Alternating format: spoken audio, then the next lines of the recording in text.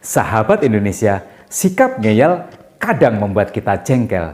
Tetapi ketika itu digunakan secara tepat, ternyata sikap ngeyel juga bermanfaat dan justru menjadi sebuah berkat. Dalam seri kedua dari The Power of Mak-Mak ini, saya ingin berbagi tentang sebuah kisah inspiratif tentang perjuangan seorang ibu yang dia ngeyel sekali walau mengalami banyak penolakan sampai akhirnya apa yang diperjuangkannya itu menjadi sebuah kenyataan. Tetapi sebelum kita lanjutkan, bagi yang belum subscribe, silakan subscribe dan bunyikan juga loncengnya. Dan bagi kita semua, silakan like and share, kiranya Tuhan memberkati kita semua. Ada sebuah kisah yang dicatat di dalam Matius pasal 15 ayat 21 sampai dengan ayat yang ke-28. Pada saat itu, Tuhan Yesus sedang berada di sebuah daerah yang bernama Tirus dan Sidon. Tirus dan Sidon adalah sebuah daerah yang bagi orang Yahudi pada waktu itu adalah daerah orang kafir. Daerah di mana di tempat itu orang-orang Kanaan tinggal di sana. Sejarah di masa lalulah yang menjadi penyebabnya. Nenek moyang mereka menolak Tuhan dan lebih memilih untuk menyembah berhala. Bahkan tentang Kanaan pernah dikatakan terkutuklah Kanaan. Dari sudut pandang inilah kita akan bisa mengerti mengapa ketika seorang perempuan Kanaan dari daerah itu datang kepada Yesus dan berseru kepadanya, "Kasihanlah aku ya Tuhan, anak Daud, karena anakku perempuan kerasukan setan dan sangat menderita," seperti yang dituliskan di dalam ayat yang ke-22. Yesus sama sekali tidak menjawabnya. Ada sesuatu yang belum selesai di sana antara penduduk negeri itu sebagai sebuah bangsa dengan surga, yang dalam terminologi agama disebut dengan istilah kutuk. Jika sebuah bangsa menolak Tuhan dan lebih memilih menyembah berhala, maka surga memasukkannya dalam status masih dalam kutuk. Sikap Tuhan Yesus yang tidak menjawab menunjukkan bahwa penolakan terhadap Tuhan adalah sesuatu yang sangat-sangat serius. Tetapi kisah ini bukan tentang Tirus dan Sidon. Ini adalah sebuah kisah perjuangan seorang ibu yang mengalami kepedihan hati yang teramat dalam sebab putri kesayangannya sakit dan sakitnya itu tak tersembuhkan. Ia kerasukan setan yang membuat hidupnya menjadi sangat menderita. Sahabat Indonesia, dalam hidup ini masalah bisa bermacam ragam.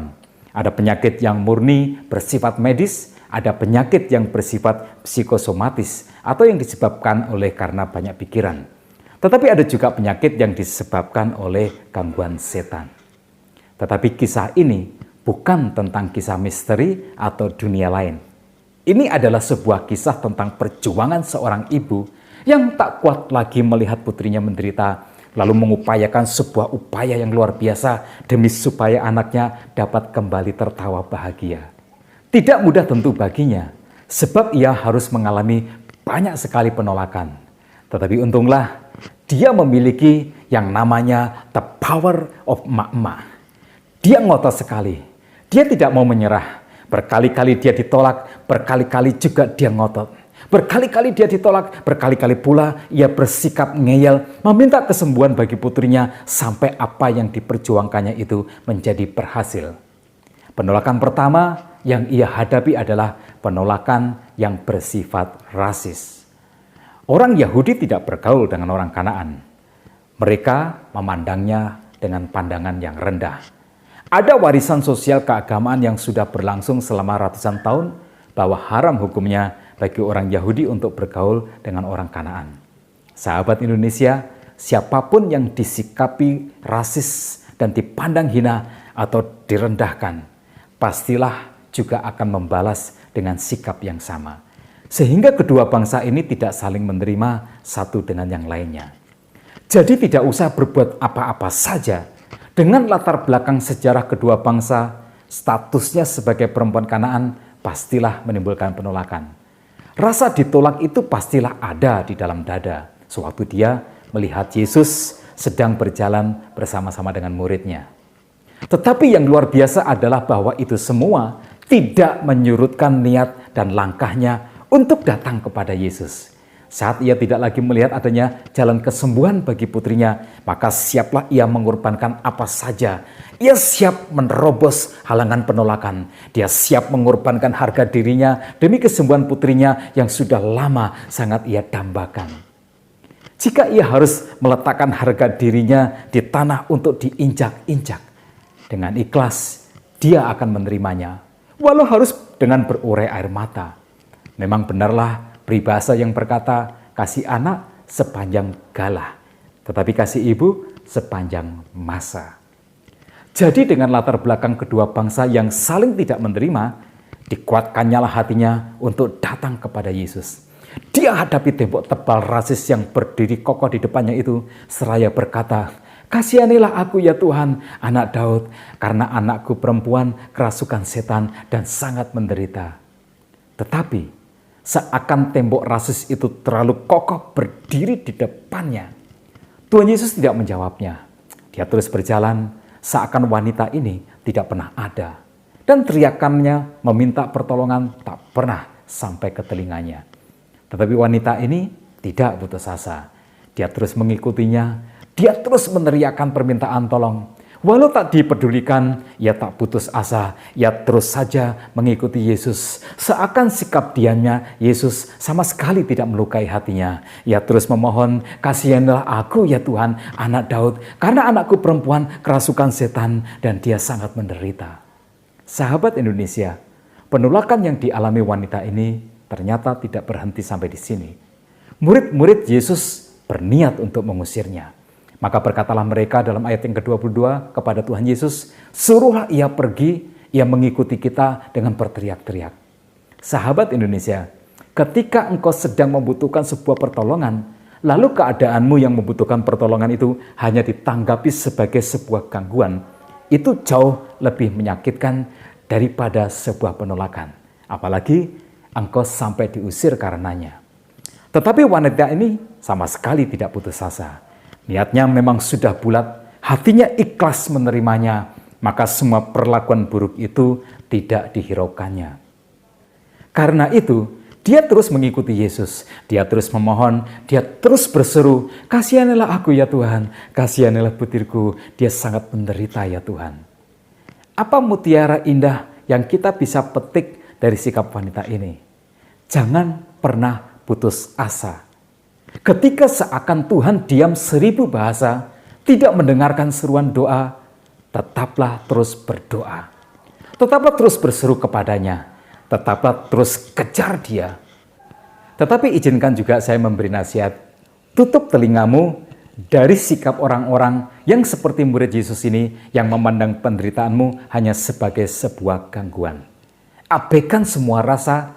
Tetaplah terus berjuang sampai engkau mendapatkan apa yang engkau perlukan. Tuhan Yesus kemudian berkata dalam ayat yang ke-24, sesuatu yang pastilah tidak diharapkan oleh wanita ini. Sesuatu yang sangat mengecewakan. Tuhan Yesus menolaknya. Dia berkata, aku diutus hanya kepada domba-domba yang hilang dari umat Israel. Sekarang Tuhan tidak lagi diam. Dia memutuskan untuk menjawab, tetapi sayangnya, itu bukan jawaban ia yang dari Tuhan. Tuhan Yesus berkata, tidak, aku tidak diutus untuk kamu. Aku hanya diutus untuk umat Israel saja. Penolakan Tuhan Yesus sekarang terang benderang. Tidak lagi hanya mengabaikan. Tetapi sekarang penolakan itu bersifat verbal. Ia tidak hanya menggunakan bahasa tubuhnya untuk menolak. Ia sekarang menggunakan bahasa lisan. Tetapi jika engkau mengira ditolak Tuhan adalah akhir dari segala-galanya, wanita ini tidak. Dia malah mendekat. Dan seperti yang diceritakan di dalam ayat yang ke-25, perempuan ini menyembah dia seraya berkata, Tuhan, tolonglah aku. Wanita ini benar-benar dia ngotot. Dia benar-benar tidak mau menyerah. Penolakan demi penolakan sama sekali tidak menghentikan langkahnya. Ia ngeyel dengan sikapnya, ia justru datang menyembah Yesus yang menolaknya. Seraya berkata, Tuhan, tolonglah aku. Dan apa jawab Tuhan Yesus? Ayat 26, Tuhan Yesus berkata, tidak patut mengambil roti yang disediakan bagi anak-anak dan melemparkannya kepada anjing. Sekarang penolakan itu menjadi begitu kerasnya. Penolakan itu tidak lagi halus, penolakan itu tidak lagi lembut.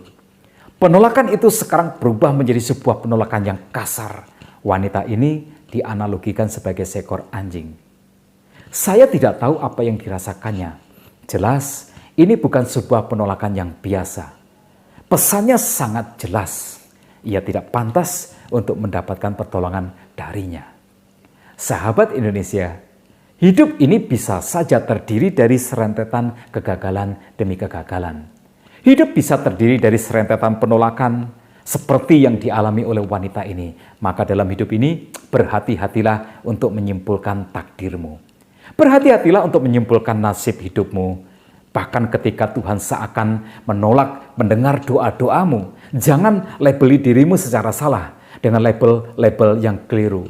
Engkau belum tentu orang yang memang ditakdirkan untuk gagal, walaupun di sepanjang hidupmu yang kau jumpai hanyalah kegagalan demi kegagalan. Ketika surga seakan menutup pintunya bagimu, jangan katakan engkau memang terlahir untuk sebuah penderitaan. Wanita ini menghadapi sikap penolakan Tuhan Yesus yang sangat keras itu dengan sikap pantang menyerah. Dia mengeluarkan sebuah senjata, sesuatu yang menjadi andalannya, sesuatu yang menjadi kekuatannya, dan itu adalah senjata pamungkasnya. Dia ngeyel sengeyel-ngeyelnya. Saya menyebutnya sebagai sikap super ngeyel. Ia menjawab penolakan Yesus yang sangat keras itu dengan berkata, "Benar Tuhan." Namun anjing itu makan remah-remah yang jatuh dari meja tuannya. Wanita ini tidak hanya tangguh, tetapi ia memang super ngeyel. Dia benar-benar tidak bisa ditolak. Dia akan terus berjuang dan dia tidak akan pernah berhenti sampai apa yang ia perjuangkan itu akhirnya ia dapatkan.